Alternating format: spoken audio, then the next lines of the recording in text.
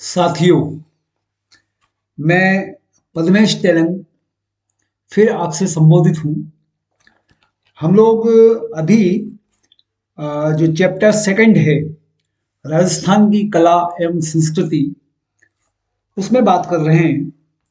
और पिछले व्याख्यान में हमने राजस्थान के लोकगीत और वाद्य यंत्र पर बात करनी शुरू की थी। इस लेक्चर में उसी क्रम को मैं आगे बढ़ा रहा हूँ और एक दफा पुनः निवेदन करता हूं कि ये जो कुछ भी व्याख्यान माला तैयार की गई है, ये प्रीलिम परीक्षा में चूंकि अब समय कम है और सिर्फ रिवीजन, और रिवीजन में भी फिनिशिंग टच का टाइम है, इसलिए इन व्याख्यानों का उद्देश्य ये नहीं है कि आप औपचारिक रूप से इनको बैठकर टेबल कुर्सी पे पढ़ें या रटें या याद करें। ये सिर्फ बहुत चुनिंदा और चयनित या सिलेक्टेड पॉइंट्स जो हैं अब एग्जाम के लिए, उनको फिनिशिंग टच के रूप में याद रहें, दिमाग में बैठ जाएं। इसके लिए इन लेक्चर्स को इस रूप में तैयार किया है कि आप चलते फिरते, उठते बैठते, खाते पीते, इवन रात में लाइट बंद करके अगर आप सोने की तैयारी कर रहे हैं तो उस समय यदि कान में ईयरफोन लगाकर या दिन में रूटीन का अपना काम करने के बीच में हाई वॉल्यूम ब्लूटूथ पे लगा के इन लेक्चर्स को सुने, तो सेलेक्टेड सेलेक्टेड चयनित चयनित चुनिंदा चुनिंदा पॉइंट्स जो हैं एग्जामिनेशन पॉइंट्स से, वो आपको इसमें सुनने को मिलेंगे। शायद वो दिमाग में आपके रह जाएं। तो चलिए, हम लोग बात कर रहे थे राजस्थान के लोकगीत और वाद्य यंत्र पे। उसमें मैं बात आगे बढ़ाऊं कि जो क्षेत्रीय लोकगीत हैं राजस्थान के, उनका जो वर्गीकरण है, उसमें मोटे तौर पे मरुस्थलीय क्षेत्र में लोकगीत हैं, दक्षिणी राजस्थान के हैं और राजस्थान के मैदानी क्षेत्र के हैं। बहुत सारे गीत हैं। मरुस्थलीय क्षेत्र में कुर्जा, पीपली, कामद, भोपे, सरगड़े, लांगे, और दक्षिणी राजस्थान जो है उदयपुर, डूंगरपुर, बांसवाड़ा इत्यादि का, उसमें लोकगीत हैं पटेलिया, बीचियो। ऐसे ही प्रसिद्ध एक भील गीत है उत्तरी मेवाड़ का, हम सीथो। हम सीथो में हम सीधो पुरुष और महिला दोनों मिलकर एक साथ गाते हैं, ड्यूएट है। और इसी तरह से राजस्थान का जो मैदानी क्षेत्र है, मैदानी क्षेत्र में भक्ति और श्रृंगार रस के लोकगीत गाए जाते हैं। लड़कों के गाने को, लड़कों के गाने का एक उदाहरण बताएं, उनको कहते हैं लोवाड़ी या हरनी। और लड़कियों के जो गाने हैं वो कहलाते हैं घड़ा ल्योन, घड़ा ल्योन। ठीक है। अब इसी तरह से अगर हम थोड़ा सा क्लासिफिकेशन करें कि पुरुषों के गीत कौन कौन से गाए जा रहे हैं यहाँ लोकगीत, तो चंग के गीत हैं, चंग होली के टाइम पे ही गाते हैं। धमाले हैं, भजन तो है ही। बच्चों के गीत में एक गणेश चतुर्थी के महोत्सव पर चौक चियानी के नाम पे बच्चों का गीत है। और ढप के गीत भी हैं। महिलाओं के गीत में होली है, तीज है, चौमासा, गणगौर, रति जौगा, रात को जाग के जो गीत गाए जाते हैं शादी ब्याह में, शीतला, और दामाद के आगमन पर गीत, कार्तिक स्नान, जच्चा, ये सब महिलाओं के गीत हैं। और लड़कियों के जो गाने हैं, अविवाहित लड़कियों के, वो गणगौर है, एक चना चट के नाम से गीत हैं, तीज है ना, जीजा साली के आगमन पर गीत हैं, ये लड़कियों के गीत हैं। इसके बाद अगर मैं बात करूं लोक संगीत शैली की, कि राजस्थान में किस शैली के गीत हैं, तो एक तो है मांड। मांड संगीत की उत्पत्ति जैसलमेर में हुई थी और इसलिए उसका नाम मांड है।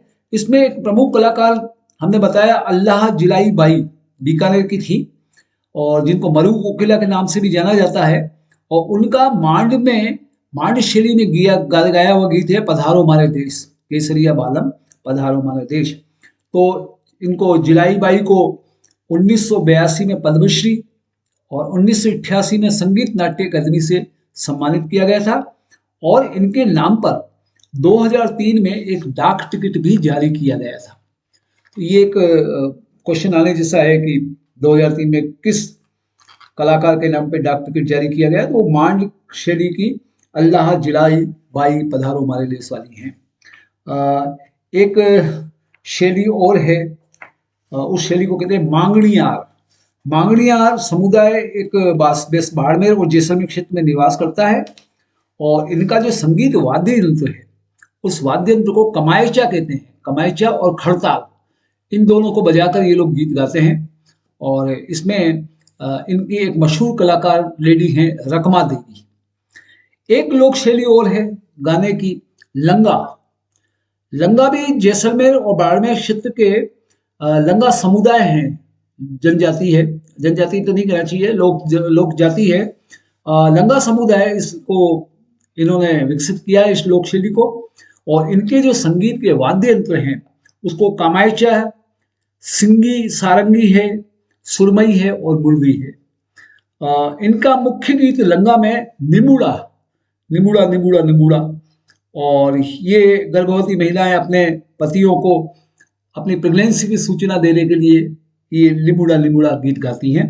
इसके प्रमुख कलाकार का मैं एक नाम बताऊं तो अलादीन लंगा है और महारदीन लंगा है। एक राजस्थान में एक शैली और विकसित हुई है, उसका नाम है ध्रुपद गायन शैली। ध्रुपद गायन की शैली की शुरुआत राजा मानसिंह तोमर के शासनकाल में हुई थी, और मध्यकाल में ध्रुपद की 4 शैलियां प्रसिद्ध रही। ध्रुपद के 4 शैली कौन कौन सी थी? एक तो गो हर हरी, ये ग्वालियर में विकसित हुई, प्रवर्तक इसके तानसेन थे। एक ध्रुपद शैली हुई है खंडार वानी, ये उनियारा राजस्थान में हुई, इसके प्रवर्तक थे सम्मोहन सिंह। एक शैली इसी में हुई ध्रुपद की डागुरवाणी, इसके प्रवर्तक हुए ब्रजानंद डागर। और एक ध्रुपद शैली हुई नौहर वाणी, इसके प्रवर्तक हुए चांद नौहर। अब मैं बात करूंगा कि राजस्थान में विभिन्न संगीत को विकसित करने के लिए, संगीत को प्रमोट करने के लिए जो विद्यालय खुले, संगीत विद्यालय, ऐसी प्रचलित संस्थाएं कौन कौन सी हैं? बहुत सारी हैं। संगीत विद्यालय, अगर मेवाती घराने की बात करूं तो मेवाती घराने में एक संस्थापक संगीत विद्यालय के हैं घग्गे नजीर खां, और इनके जो इनसे जुड़े हुए प्रमुख कलाकार रहे वो पंडित जसराज हैं, मोतीराम हैं। इसी तरह से एक डागर घराना है, संगीत विद्यालय का डागर घराना है, उसके संस्थापक थे बहराम खां डांगर, और ये राम सिंह द्वितीय के दरबारी थे। और इनके प्रमुख कलाकार, इस डागर घराने के कलाकार हैं अमीनुद्दीन खान। इसी तरह से जयपुर का एक कथक घराना है, भानुजी महाराज उसमें संस्थापक हैं, और इनके प्रमुख कलाकार एक हैं पंडित दुर्गालाल शर्मा, जिनको पद्मश्री का पुरस्कार भी दिया गया था। तो बहुत सारे घराने हैं, अतरौली घराना भी है, पटियाला घराना भी है, किराना है, सेनिया घराना है। चलिए अब बात करें हम राजस्थान के लोक संगीत वाद्य यंत्र की। वाद्य यंत्र भी अलग से यहाँ विशिष्ट हैं। वाद्य यंत्रों का अगर वर्गीकरण करें राजस्थान के वाद्य यंत्रों का, तो वाद्य यंत्र तत्व वाद्य यंत्र हैं, सुशिर वाद्य यंत्र हैं, अवनद्ध वाद्य यंत्र हैं और घन वाद्य यंत्र हैं। तत्व वाद्य यंत्र तारों से संगीत निकलता है। सुशिर वाद्य यंत्र में हवा फूंक कर बजाए जाने वाले तंत्र हैं। अवनद्ध वाद्य तंत्र में चमड़े से बने हुए वाद्य तंत्र हैं, और घन वाद्य तंत्र में धातु के वाद्य यंत्र हैं। तो ये भी एक बड़ा अच्छा प्रश्न बनता है कि मान लीजिए पूछ लिया जाए कि अवनद्ध वाद्य यंत्र में क्या होता है, तो वो चमड़े से बने हुए वाद्य यंत्र है। अब जैसे मैंने बताया तत्व वाद्य यंत्र है, तारों से संगीत निकलता है, इसमें एक तारा है, सारंगी है, रावण हत्ता है। और सुशिर वाद्य यंत्र जो हैं हवा से फूंक कर बजाए जाने वाले हैं, उसमें नागफनी है, कर्णा है, तुरही है, मोरचंग है।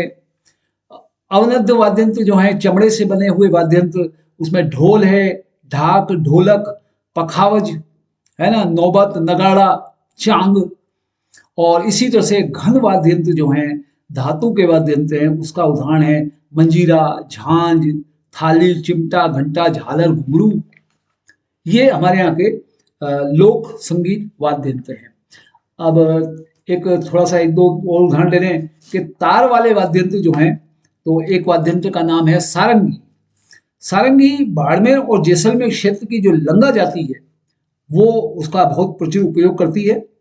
और गोपीचंद, भर्तृहरि, निहाल दे आदि जो कलाकार थे, जोगी लोग, वो ख्याल गाते समय इन वाद्य यंत्रों का, सारंगी का उपयोग करते थे। एक वाद्य यंत्र है रावण हत्था, थोड़ा सा टिपिकल नाम है रावण हत्था या ढप। इसका मुख्य रूप पाबूजी की फड़ का पाठ करते समय भोपों द्वारा ये बजाया जाता है। भोपे जो होते हैं वो इसको पाबूजी की फड़ का पाठ करते समय बजाते हैं रावण हत्था को। एक वाद्य यंत्र है तंदूरा। तंदूरा मुख्य तौर पर रामदेव जी के भोपे और कामड़ जाति उपयोग में लाते हैं। एक वाद्य यंत्र है एकतारा। एकतारा एकतारा कालबेलिया, नाथ और साधु सन्यासी समुदाय के बीच में बड़ा लोकप्रिय वाद्य यंत्र है। एक वाद्य यंत्र है भपंग। भपंग मुख्यतः अलवर और मेवात में जो जोगी समुदाय हैं उनके द्वारा बजाया जाता है। इस तरह से बहुत सारे वाद्य यंत्र और भी हैं। कमायचा है, गुजरी है। एक मोहन वीणा। मोहन वीणा का नाम इसलिए है कि ये गिटार का पाश्चात्य रूप है ना, गिटार का पाश्चात्य और पूर्वी रूप, मतलब दोनों संस्कृति का जो मिक्स राग है यार, ये एक मोहन वीणा पश्चिमी और पूरब की भी का एक फ्यूजन है जिसको कहना चाहिए। इसको पंडित विश्वमोहन भट्ट ने इसी जो ये फ्यूजन दोनों गिटार का उपयोग हुआ उसको मोहन वीणा का नाम दिया। और इन्होंने गिटार के तारों में भारतीय सप्तक का इस्तेमाल किया। गिटार जबकि पाश्चात्य वाद्य यंत्र है, तो मोहन वीणा भी राजस्थान के पंडित विश्वमोहन भट्ट की देन है। सुशील वाद्य यंत्र की जो मैंने चर्चा की थी, जो कि हवा में फूंक कर बजाए जाते हैं, उसमें एक वाद्य यंत्र है अलगोजा। अलगोजा अधिकतर भील और कालबेलिया समुदाय द्वारा बजाया जाता है। हवा फूंक कर ही बजने वाला एक वाद्य यंत्र है पुंगी। पुंगी या बीन, ये प्राय सपेरे जो होते हैं वो सांपों को आकर्षित करने के लिए इसको बजाते हैं और अधिकतर जोगी और कालबेलिया समुदाय द्वारा पुंगी और बीन बजाई जाती है। एक सुशील वाद्य यंत्र वही हवा फूंक कर भरने वाला है मशक। मशक बकरी की खाल से बनता है और इसमें 2 ट्यूब जुड़ी होती हैं और जो हवा डालने पर ध्वनि उत्पन्न करती हैं। यह मशक भेरू जी के भोपों द्वारा बजाया जाने वाला एक वाद्य यंत्र है। एक वाद्य यंत्र बताऊं मैं, भूंगल या रणभेरी। ये मेवाड़ की भौई जाति जो है उसका प्रमुख वाद्य यंत्र है। इसमें पीतल से बना एक बड़ा धातु का पाइप होता है जिसे युद्ध शुरू होने से पहले बजाया जाता है। रणभेरी, भूंगल, युद्ध शुरू होने के पहले की आवाज इसमें से निकाली जाती है। एक वाद्य यंत्र है तुरही। तुरही में क्या होता है कि 2 सिरों वाला पीतल का वाद्य यंत्र है और जिसका आकार सुई जैसा है, जिसका एक मुंह दूसरे से बड़ा और चौड़ा होता है। चलिए और वाद्य यंत्र की बात करें, अवनद्द मैंने कहा था जो चमड़े या उसकी झिल्ली से बने तो होते हैं और चमड़े से बनी झिल्ली पर जो ही आघात करते हैं, चोट करते हैं तो ध्वनि उत्पन्न होती है। इसमें एक वाद्य यंत्र है मृदंग। मृदंग कटहल, सुपारी और बीजा पेड़ की लकड़ी से बनाया जाता है जिसकी 2 सतहें बकरी की खाल से ढकी होती है। तो मृदंग बजाई जाती है धार्मिक समारोह में। एक है पखावज। पखावज भी एक प्रकार का पुराना मृदंगी है जो एक बेरल के आकार का 2 सिरों वाला ड्रम होता है, ढोलक टाइप थोड़ा सा। इसमें प्रसिद्ध कलाकार हैं पंडित पुरुषोत्तम दास जिनको पद्मश्री से सम्मानित किया गया था। इसी तरह से अवनद्द वाद्य यंत्र का ये एक उदाहरण है नगाड़ा। नगाड़ा सामान्यतः 2 जोड़े होते हैं नगाड़े के, उनको बजाते हैं और मिरासी जाति के जो लोक नाट्य होते हैं उसमें नगाड़ा का उपयोग होता है। एक वाद्य यंत्र इसी पैटर्न का है नौबत। नौबत मंदिरों में बबूल के पेड़ से बनी लकड़ी की डंडियों से बजाया जाता है, वही ढोल पैटर्न पे। एक होता है खंजरी। खंजरी ज्यादातर कामड़िया, भील, बाली, कालबेलिया जनजाति के लोग इसे बजाते हैं। यह आम की लकड़ी से बना होता है और इसके एक तरफ जानवरों की खाल बढ़ी होती है। इसी तरह से डमरू है, डेरू है। एक इसी पैटर्न का वाद्य यंत्र ताशा। ताशा तमाशा, ताशा या ताशा। यह लोहे या मिट्टी के कटोरे पर बकरी की खाल चिपकाकर बनाई जाती है और इसे गले में लटका कर पहना जाता है ताशा को। और फिर इसे लकड़ी की दो हल्की डंडियों से मार मार कर बजाया जाता है। एक होता है डफ। डफ क्या होता है? एक जानवरों की खाल से ढका हुआ एक बड़ा गोलाकार लोहे का ड्रम होता है जिसे लकड़ी पर ठोक कर बजाया जाता है। कुछ वाद्य यंत्र और लूँ मैं। घन वाद्य यंत्र, जो मैंने आपको बताया कि धातु से बने वाद्य यंत्र हैं जो पीटने या थाप देने पर ध्वनि उत्पन्न करते हैं, उनको घन वाद्य यंत्र कहते हैं। उसका एक उदाहरण है मंजीरा।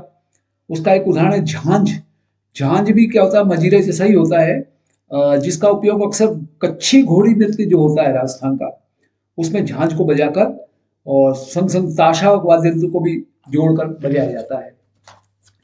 ये घन वाद्य यंत्र का उदाहरण है। घन वाद्य यंत्र का एक उदाहरण है खड़ताल। खड़ताल का शब्द है कर ताल। कर मतलब हाथ और ताल मतलब थपकी देना। तो इसका अर्थ होता है हाथ का संगीत, खड़ताल। तो इसमें भी लकड़ी के दो टुकड़े होते हैं जिनके बीच में धातु का छल्ला होता है और इसका उपयोग भी धार्मिक संगीतों में किया जाता है। ऐसी चिमटा है, घंटा है ना। एक ऐसा ही एक वाद्य यंत्र है पुरालियो। पुरालियो में क्या होता है? बांस की टहनियों से बनाया जाता है इसको, और जिसके एक तरफ तो सजावट की जाती है और एक फिर डोरी बांध दी जाती है। चलिए, ये वाद्य यंत्र की बात हुई। अब राजस्थान के मैं प्रसिद्ध संगीतकारों के नाम बताऊं। बहुत सारे संगीतकार हुआ, लेकिन जैसे तबला वादक है जाकिर हुसैन है, राजस्थान से बहुत जुड़े हुए रहे हैं। नेशनल लेवल के हैं वैसे ये लोग, इसलिए इनको राजस्थान से तो नहीं जोड़ना चाहिए, लेकिन चूंकि वाद्य यंत्र की बात चल रही है इसलिए हम लोग राष्ट्रीय स्तर के भी संगीतकारों का नाम ले रहे हैं। तबला वादक जाकिर हुसैन है, सरोद वादक अमजद अली हैं, सितार वादक पंडित रविशंकर हैं, विश्व मोहन भट्ट हैं, सारंगी वादक पंडित रामनारायण हैं, इनको पद्म भूषण मिला था, सारंगी वादक रामनारायण।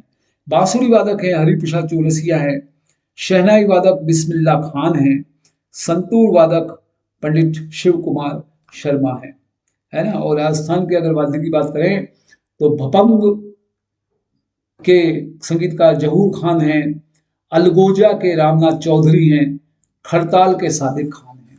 ये कुछ नाम है, याद रहे, अच्छी बात है। इसके आगे का एक टॉपिक है राजस्थान के लोक नृत्य। हमने संगीत की बात की, हमने वाद्य यंत्र की बात की, अब हम लोक नृत्य पे आते हैं।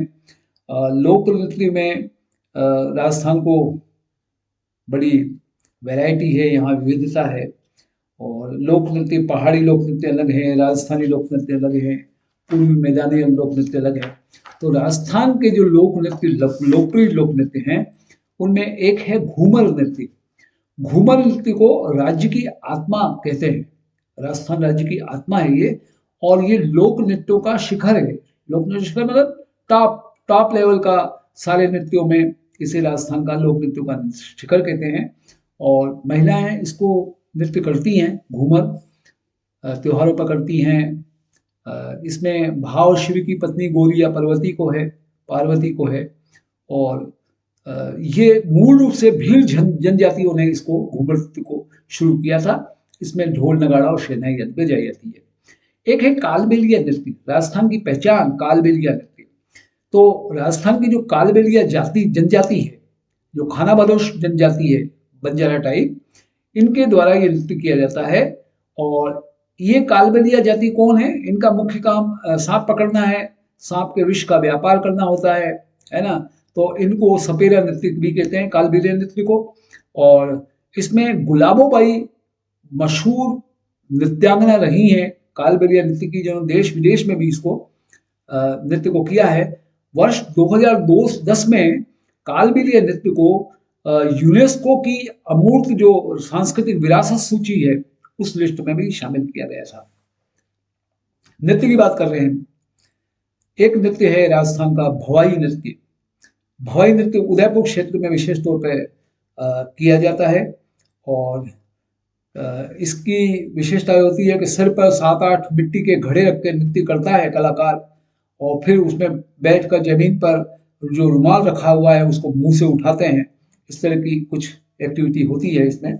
और मूल रूप से ये नृत्य जाट, भील, रेगर, बीना, कुम्हार, कालबेलिया समुदाय की जो महिलाएं हैं, वो महिलाएं इसको नृत्य को करती हैं। इसकी भवाई नृत्य की जो प्रथम महिला नृत्यांगना थी, उनका नाम था कृष्णा व्यास।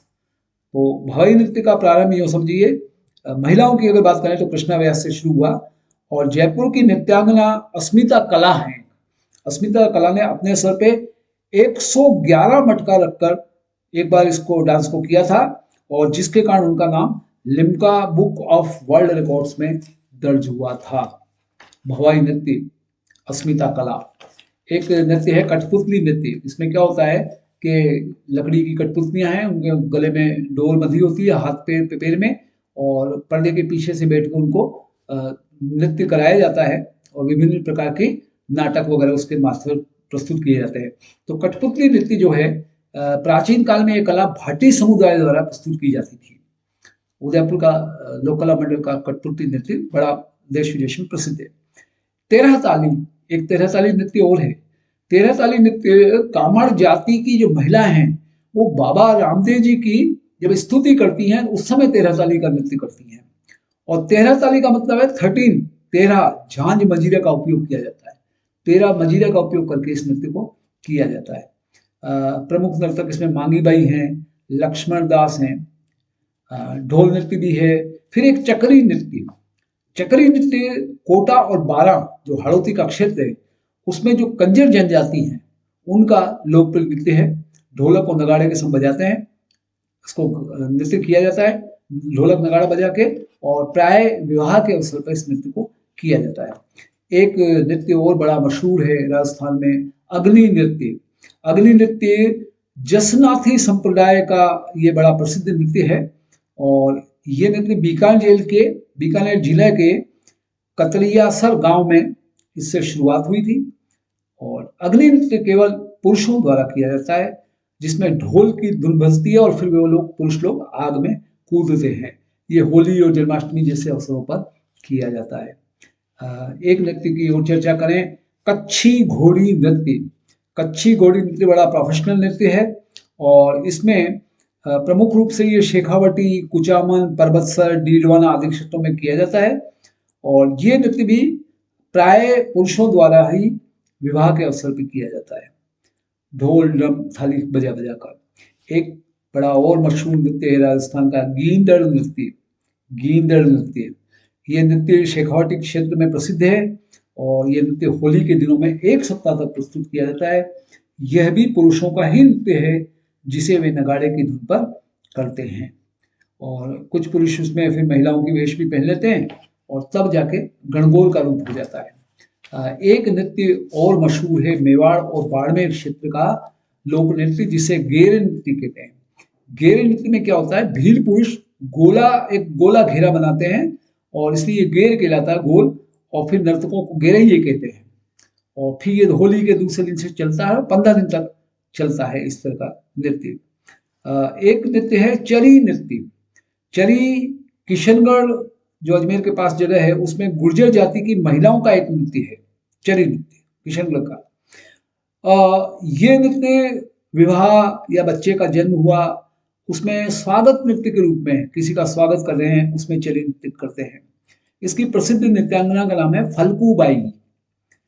एक नृत्य और है गौरी नृत्य। गौरी नृत्य क्या होता है, गौरी मेवाड़ क्षेत्र के जो भील हैं वो सावन महीने में और भादों के महीने में इस नृत्य को करते हैं, और ये एक नाट्य नृत्य है। मतलब इसके मार्फत से जो उनकी प्रमुख देवी हैं गौरी, उनको समर्पित करके एक नाटक के रूप में इसमें पूरा गौरी नृत्य का क्रम चलता है।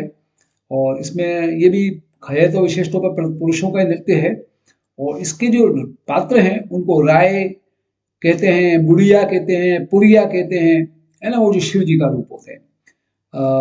एक नृत्य की और चर्चा करूं, डांडिया नृत्य है। डांडिया नृत्य मारवाड़ का नृत्य है, होली के बाद किया जाता है, और पुरुष और महिला दोनों ही करते हैं। दो नृत्य की मैं चर्चा और करूंगा, नृत्य बहुत हैं। एक गरबा नृत्य है। गरबा नृत्य सिरोही और उदयपुर जिलों में गरासिया जनजाति द्वारा शुरू किया गया था, और अब तो गरबा नृत्य नवरात्रि के समय पूरे राजस्थान में गुजरात पैटर्न पर गरबा नृत्य भी किया जाता है। एक इंडोनी नृत्य। इंडोनी क्या होता है, इंडोनी कालबेलिया जाति का नृत्य है, उसमें पुंगी और खंजरी वाद्य यंत्र का उपयोग किया जाता है और इंडोनी नृत्य किया जाता है। तो ये सारे नृत्य थे, लोक नृत्य थे। नृत्य की बात हो गई तो फिर नाटक की बात आती है। राजस्थानी लोक नाट्य भी बड़ा मशहूर है। राजस्थानी लोक नाट्य में अलग अलग प्रकरण लिए जाते हैं और नाटक किए जाते हैं। तो राजस्थानी लोक नाट्य जो हैं उनमें संवाद होते हैं, कथा होती है, गीत होते हैं, जो लोकल परिस्थितियां हैं उसके अनुसार ये बनते हैं नाटक। और मनोरंजन भी होता है इसमें, व्यंग्य भी होता है। ये जो लोक नाट्य हैं इनमें कुछ लोकप्रिय नाट्य, लोक नाट्य की बात करूं मैं, एक एक ख्याल, ख्याल लोक नाट्य है। ये ख्याल का विकास 18वीं सदी के प्रारंभ में हुआ था और ख्याल का जो विषय है प्राय पौराणिक कथाएं और वीरता की कथाओं का विषय होता है और ऐतिहासिक घटना उसमें शामिल कर दी जाती है। ख्याल के दो तीन प्रकार हैं, दो तीन क्या बल्कि ज्यादा प्रकार हैं। कुछ प्रकार की मैं बात करता हूं। एक कुचमानी ख्याल होता है और एक होता है शेखावटी ख्याल, एक होता है जयपुरी ख्याल, एक होता है हेला ख्याल, एक है कन्हैया ख्याल, एक अली बख्शी ख्याल और एक तुर्रा कलंगी ख्याल। मैं इसमें बहुत डिटेल में इसलिए नहीं जाऊंगा कि बहुत लंबी चर्चा हो जाएगी। खाली जैसे तुर्रा कलंगी ख्याल की बात करूं कि तुर्रा कलंगी ख्याल शाह अली और तुकनगीर ये मेवाड़ी संत थे। इन्होंने 400 वर्ष पूर्व इस तुर्रा कलंगी की रचना की थी लोकनाट्य की। इसमें तुर्रा को तो शिव जी का और कलंगी को पार्वती का प्रतीक माना गया है, उनसे जुड़ा हुआ ये लोकनाट्य है। इसी तरह से जयपुरी ख्याल की मैं बात करूं तो गुड़ीजन खाना के जो कलाकार हैं ये जयपुर ख्याल में भाग लेते थे और इनके लोकप्रिय ख्याल कुछ हैं, जोगी जोगन, कान गुजरी, मियाँ बीबू, है ना, मियाँ बीबी, पठान, है ना, इस तरह की कुछ जयपुरी ख्याल है। चलिए, एक लोकनाट्य ख्याल के बाद दूसरा लोकनाट्य ने तमाशा। तमाशा की शुरुआत महाराजा प्रताप सिंह जयपुर के जो थे उनके राज में हुई थी और तमाशे का आयोजन खुले मंच पर करते हैं जिसे अखाड़ा कहते हैं, खुले मंच को। और इसमें भी संगीत, नृत्य और गीत वगैरह होता है। और इसमें फूलजी भट्ट, गोपी कृष्ण भट्ट, वासुदेव भट्ट ये इसके मशहूर कलाकार हैं और इनके दो तमाशे प्रमुख बड़े मशहूर हैं, गोपीचंद और हीर रांझा। एक लोकनाट्य और है रम्मत। रम्मत का आयोजन प्राय होली के अवसर पर होता है और जैसलमेर, फलोदी और बीकानेर क्षेत्र में रम्मत की जाती है। रम्मत के पात्रों को खेलार कहते हैं। चलिए, एक लोक नाट्य की बात करें, फड़। फड़ वैसे नाटक नहीं है।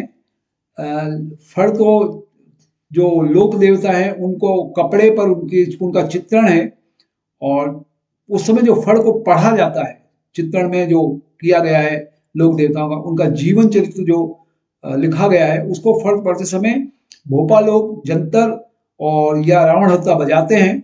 और सबसे लंबी फड़ जो है देवनारायण जी की है, तो कभी कभी इसका भी रूप लोक नाट्य का हो जाता है। एक लोक नाट्य स्वांग। स्वांग का अर्थ है कि कोई भी ऐतिहासिक पात्र हो, चाहे पौराणिक पात्र हो, चाहे धार्मिक पात्र हो या देवी देवता का पात्र हो, उसकी तरह वो श्रृंगार करते हैं, वैसी वेशभूषा धारण करते हैं और फिर सॉन्ग रचते हैं। सॉन्ग का मतलब आर्टिफिशियल, मैं कृष्ण का सॉन्ग रच सकता हूँ, मैं शिव का सॉन्ग रच सकता हूँ। तो इनके कलाकारों को बहुरूपिया कहा जाता है। बहुरूपिया, जिसके बहुत सारे रूप होते हैं।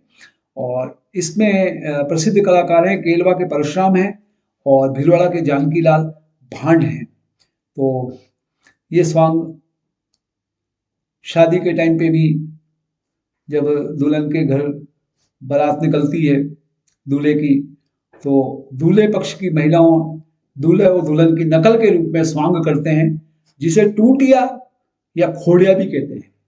शादी करने पुरुष तो गए बारात लेकर और पीछे महिलाएं टूटिया या खोड़िया करती हैं, आर्टिफिशियल दूल्हा दुल्हन बन के। ये भी स्वांग का ही एक लोक नाट्य रूप है। एक लोक नाट्य है गौरी। गौरी में मेवाड़ के भीलों की गौरी संगीत में होती है, संवाद भी होते हैं और नाटक का रूप उसमें होता है। उसमें भी पौराणिक कथाएं, लोक कथा, धार्मिक कथाएं होती हैं और प्राय बंधन के दूसरे दिन भोपा खेड़ा देवी से गौरी मंचन की अनुमति देता है, भोपा अनुमति देता है, और गौरी प्राय 45 दिन तक प्रस्तुत की जाती है। एक लोक नाट्य है नौटंकी। नौटंकी राजस्थान के करौली, भरतपुर, धौलपुर, अलवर, गंगापुर सिटी और सवाई माधोपुर में मुख्य रूप से की जाती है, और इसको भी विवाह में, सामाजिक आयोजन, मेला वगैरह में नौटंकी की जाती है। इस नौटंकी में भी सत्यवादी हरिश्चंद्र, सत्यवान सावित्री, लैला मजनू ऐसे नाटक का प्रसंग लेके नौटंकी की जाती है। एक लोक नाट्य और है भवाई। भवाई का लोक रंगमंच स्वांग नाटक जो होता है उससे काफी मिलता जुलता है, भवाई स्वांग जैसा ही है। और भवाई की उत्पत्ति 13वीं-14वीं शताब्दी के आसपास जैन धार्मिक छंदों में हुई थी। और बाघाजी राजस्थान में आधुनिक जो भवाई के जनक माने जाते हैं, अभी जो भवाई हो रही है। एक लीला नाट्य और है, नाटक का लोक नाट्य। लीला नाट्य में क्या होता है, रामलीला और रासलीला के जो कुछ प्रसंग है ना, उनका नाट्यकरण होता है, और नृत्य, गीत, संगीत, वाद्य यंत्र का इसमें उपयोग होता है। इसमें कुछ घोसुंडा और बस्सी, ये चित्तौड़ जिले के स्थान हैं, इनमें इनका लीलाओं का प्राय नाट्य मंचन होता है। एक और चर्चा करूं लोक नाट्य की, चार बैंत टोंक का एक बड़ा एक प्रसिद्ध लोक नाट्य है, और जो संगीत दंगल के रूप में खेला जाता है। तो इसकी शुरुआत टोंक में एक नवाब साहब थे, फैजुल्ला खान, उनके शासनकाल में करीम खान निहंग द्वारा की गई थी चार बैंत का। और इसमें क्या होता है, गायक घुटनों के बल खड़ा होकर डफ बजाता है और फिर गायन के माध्यम से अपनी बात कहता जाता है, और वो नाटक सरीका होता जाता है। तो ये राजस्थान के लोक नाट्य थे। साथियों, राजस्थान की कला और संस्कृति पे हम बात कर रहे हैं।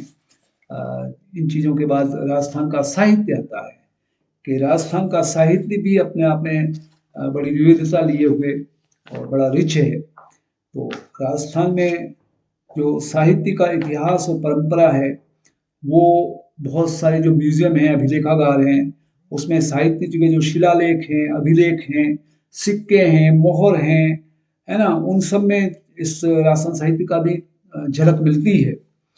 थोड़े से 2-3 उदाहरण लूंगा मैं, कि बहुत प्राचीन काल में यूँ समझिए 1050 से लेकर 1485 ईस्वी तक श्रीधर व्यास की रणमल छंद और कुछ जैन रचनाएं हैं, ये राजस्थान की साहित्य की सबसे पुरानी रचनाएं मानी जाती हैं।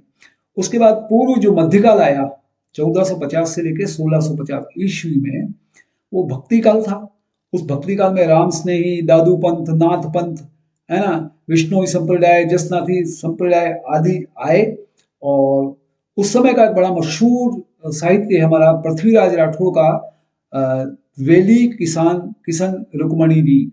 वेली किसन रुक्मणी दी, ये एक बड़ा मशहूर ग्रंथ है, साहित्य है। फिर उत्तर मध्यकाल आता है, ये भी श्रृंगार रीति और नीति काल था। ये 1650 से 1850 अगला पीरियड है। इसमें कवि मंछाराम हुए, और मंछाराम ने रघुनाथ रूपक की रचना की। रघुनाथ रूपक बड़ा मशहूर साहित्य है। ये पुराने साहित्यों की मैं बात कर रहा हूँ। और फिर आधुनिक काल आता है, इसमें बहुत सारे विषयों पर साहित्य रचा गया। और आधुनिक काल को 1850 ईस्वी से लेकर अब जो चल रहा है उसको मानते हैं। इसमें मारवाड़ के एक कविराज बांकीदास हुए हैं, और बूंदी के सूरीमल जी मिश्रण, इनका साहित्य बड़ा मशहूर है। अब राजस्थानी जो साहित्य है और उसमें जो गद्य और पद्य लिखे गए हैं, कविता या निबंध और इस टाइप का, उसकी जो अलग अलग शैली है, अब उसकी भी शैली है देखिए साहित्य की। तो एक शैली है ख्यात। ख्यात का मतलब ये होता है कि जो देशी राजा के राजा थे, उन्होंने अपने पराक्रम, बहादुरी, विजय और जो विशेष काम उन्होंने किया, उसको इतिहासकारों से कहा कि इसको लिखित इतिहास बनाओ, तो वो साहित्य बन गया, उसको ख्यात कहते हैं। और इस ऐतिहासिक वृत्तांत को फिर ख्यात कहा जाता है। ख्यात मतलब प्रसिद्धि। तो साहित्य की ये विशिष्ट शैली है राजस्थान की, ख्यात। जैसे उदाहरण है कि दयालदास ने एक दयालदासरी ख्यात लिखी थी। उसमें बीकानेर के जो राव बीकाजी से लेकर उन्होंने महाराजा अनूप सिंह तक का इतिहास उसमें मेंशन किया था। एक ख्यात और मशहूर है, नैणसी, नैणसी री ख्यात। नैणसी की ख्यात में क्या है, राजस्थानी भाषा में रचित सबसे प्राचीन और सबसे विश्वसनीय पुरानी, सबसे पुरानी ये ख्यात है और जिसको थोड़ा विश्वसनीय माना जाता है। एक है वात, वात मतलब बात, बात है ना, ये भी एक शैली है। वात, वात का मतलब होता है बातचीत द्वारा जो कहानी हम कहते हैं एक पीढ़ी से दूसरी पीढ़ी या एक व्यक्ति से दूसरी पीढ़ी को, उसको वात कहते हैं। तो कहानी की तरह सुनने और बोलने की एक विशेष कला है और वात तो बड़ी मशहूर है। कुछ साहित्य वात की भी फिर लिखित में लिए गए। इसमें राव अमर सिंह जी की बात है, ताबू जी की बात है ना, अचलदास खींची की बात है। ये लोक शैली साहित्य की बनी। एक गद्य पद्य की और विशिष्ट शैली है वचनिका। वचनिका एक संस्कृत का शब्द है जिसका अर्थ है वचन शब्द से आया, वचन। तो ये काव्य शैली है, कविता के रूप में वचनिका शैली में साहित्य लिखा गया और इसमें अचलदास खींची वचनिका है ना, एक राठौड़ रतन सिंह महेश महेश दासोत की वचनिका है। इस तरह की बकत है। एक साहित्य की शैली और है विगत। विगत का मतलब डिटेल, विस्तृत विवरण है ना। ये विगत भी बड़ी डिटेल में ऐतिहासिक रूप में लिखी गया, वो भी साहित्य है। इसमें मारवाड़ परगाणारी विगत है, राजस्थान का गजेटियर है, गांवारी ख्यात है। ये अलग अलग राजाओं के पीरियड में है या अलग अलग स्थानों के नाम पे विगत बनाएंगे। एक शैली है रूपक। रूपक किसी राजवंशी या व्यक्ति विशेष की उपलब्धियों के स्वरूप को दर्शाने वाली काव्य कृति जो होती है उसको रूपक कहते हैं। कविता के रूप में राजवंशी या व्यक्ति की उपलब्धियों को बताने वाली है। तो एक होता है मर्सिया। मर्सिया, मर्सिया का मतलब होता है मर्सियों की काव्यों की जो रचना होती है वो कोई राजा या कोई बड़ा व्यक्ति है उसकी मृत्यु के बाद शोक जो व्यक्त किया जाता है उसके लिए, तो उसको मर्सिया कहते हैं, मर्सिया पढ़ना है ना। एक है रासो। ये भी एक शैली है साहित्य की, रासो। तो रासो में क्या रहता है कि जिस काव्य ग्रंथ में राजा की कीर्ति हो, विजय हो, युद्ध हो, शौर्य हो, इन सब का वर्णन हो, उसे रासो कहते हैं। रासो की कुछ साहित्य पुस्तकें बड़ी मशहूर हैं, नाम बताना चाहूंगा मैं। चंद बरदाई का पृथ्वीराज रासो है। इसमें पृथ्वीराज की जीवनी है और पिंगल भाषा में है ना। चंद बरदाई का पृथ्वीराज रासो। ऐसे नरपति नल का बीसल देव रासो है। इसमें भी सांभर का जो बीसल देव और राजमती की प्रेम कथा थी वो बीसल देव रासो में है। एक दौलत विजय का खुमाण रासो है। इसमें बप्पाल रावल से लेकर मेवाड़ के राय सिंह तक का पिंगल भाषा में वर्णन है। एक जोधपुर का हम्मीर रासो है, संस्कृत में लिखी गई है। अलाउद्दीन खिलजी और राजा हम्मीर का जो युद्ध हुआ था उसका इसमें वर्णन है। एक जाचिक जीवन का प्रताप रासो है जिसमें अलवर के प्रताप सिंह जी का वर्णन है। और एक कुंभकर्ण का आलातन रासो है। तो ये रासो है, पृथ्वीराज रासो, बीसल देव रासो, खुमाण रासो। ये नाम थोड़ा सा आपको ध्यान हो कि ये राजाओं की कीर्ति के लिए लिखा गया साहित्य है। गद्य पद्य में ये विशिष्ट शैली है। इसी तरह से एक साहित्य की शैली है वैली। वैली, वैली ग्रंथ जो हैं वो धार्मिक और जो ऐतिहासिक विषय हैं उनको लेकर लिखे गए। तो इसमें भी राव रतन री वैली, महावीर महादेव पार्वती री वैली है ना, और एक वैली कृष्ण रुक्मणी री बड़ी मशहूर है वैली। ये वैली लिखी गई। एक शैली और है परची। परची ये राजस्थानी भाषा में पद्य रचना में काव्य रूप में संत महात्माओं का जो जीवन परिचय है उसे पर्ची कहते हैं। अभी तक जो बात की वो राजा महाराजाओं बड़े लोगों की थी, ऐसे राजाओं की। अब जो संत महात्मा है उनके जीवन परिचय पर्ची में मिलता है। जैसे कबीर री पर्ची है, संत दादू री पर्ची है, मीराबाई री पर्ची है। अच्छा, इसी तरह से साहित्य की एक शैली और है झमाल। झमाल राजस्थानी काव्य का मात्रिक छंद है। इसमें पहले पूरे दोहे को, फिर पांचवें चरण में दोहे की अंतिम पंक्ति को बार बार दोहराया जाता है। तो राव इंद्र सिंह री झमाल मशहूर है। एक शैली और है साखी। साखी शब्द की उत्पत्ति साक्षी शब्द से हुई है। साक्षी मतलब एविडेंस, सबूत, है ना। तो साखी भी एक साहित्य की शैली है। उसमें कबीर की साखियां बड़ी मशहूर हैं और साखियों में सोरठा छंद का उपयोग होता है।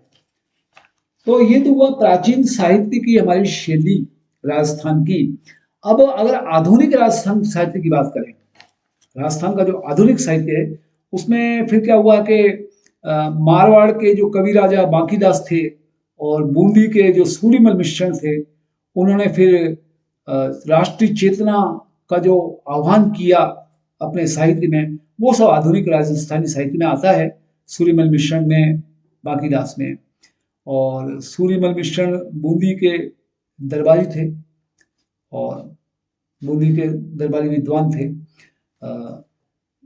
इसी क्रम में बताऊं कि आधुनिक राजस्थानी साहित्य में आधुनिक कुछ कवि और रचनाएं हैं।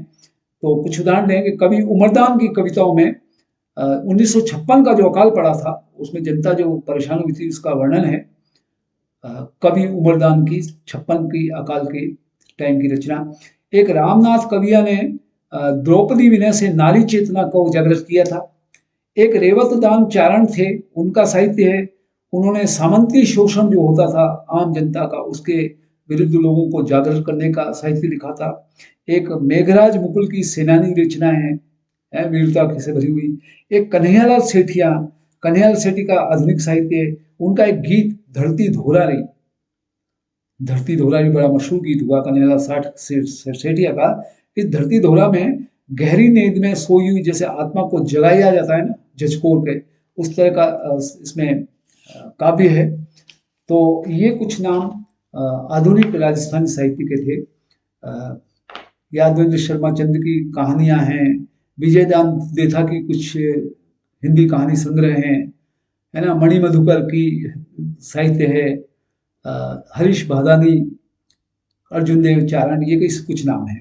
चलिए बहुत ज़्यादा डिटेल में हम नहीं जाएंगे। कुछ पत्र पत्रिकाएं भी राजस्थान की निकली हैं, राजस्थान साहित्य की। उसमें जैसे संबोधन पत्रिका है, राजसमंद से निकली। बिंदु पत्रिका निकली, नंद चतुर्वेदी ने इसका संपादन किया, उदयपुर से निकली। और भी क्यों करके एक पत्रिका है, स्वयं प्रकाश मोहन श्रोती ने भी मार्ग निकाली। ये पत्रिकाएं बहुत सारी हैं। इसमें साहित्य को विकास करने के लिए, राजस्थान में साहित्य को विकास करने के लिए कुछ संस्थाएं काम कर रही हैं। उनमें से 2-3 नाम का संस्था बताता हूँ। एक राजस्थान साहित्य अकादमी है। ये 1958 में उदयपुर में स्थापित हुई थी और ये एक बड़ा मशहूर पुरस्कार देती है, मीरा पुरस्कार, अच्छे साहित्य के लिए। और इनकी एक पत्रिका निकलती है, उसका नाम है मधुमती। एक संस्था हमारे यहाँ है, राजस्थान हिंदी ग्रंथ अकादमी। इसकी स्थापना 1969 में हुई थी, जब राष्ट्रीय शिक्षा नीति बनी थी और स्टैंडर्ड अच्छी किताबें हिंदी पुस्तकों की निकले, उसके लिए निर्माण प्रकाशन के लिए संस्था को तय किया गया था। एक राजस्थान संगीत नाटक अकादमी है जोधपुर में, राजस्थान संगीत नाटक संस्थान है जयपुर में, राजस्थान लेखिका साहित्य संस्थान है जयपुर में। तो ये कुछ संस्थाएं हैं महत्वपूर्ण। राजस्थानी भाषा में कुछ महत्वपूर्ण ग्रंथ भी लिखे गए। मैं ग्रंथ की बात कर रहा हूँ। तो जैसे एक लेखक हैं वज्रसेन सूरी, उनकी पुस्तक है भारतेश्वर बाहुबली घोर। ये राजस्थान साहित्य का सबसे प्राचीन ग्रंथ माना जाता है, सबसे प्राचीन ग्रंथ वज्रसेन सूरी का भारतेश्वर बाहुबली घोर।